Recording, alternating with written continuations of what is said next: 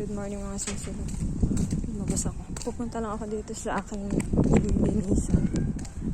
Nakapajama pa ang Inday.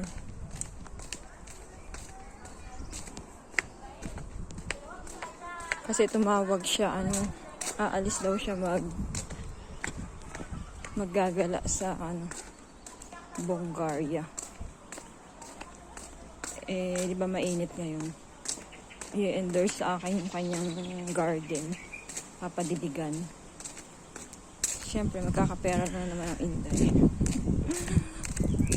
Pupuntahan ko sa gilid. Papakita niya daw sa akin kung paano doon, kung anong didiligan. Dito yung sa nililinisan.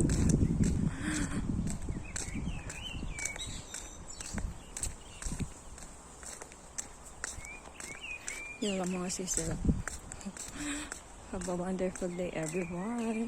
Salamat sa laging support ng aking mga videos.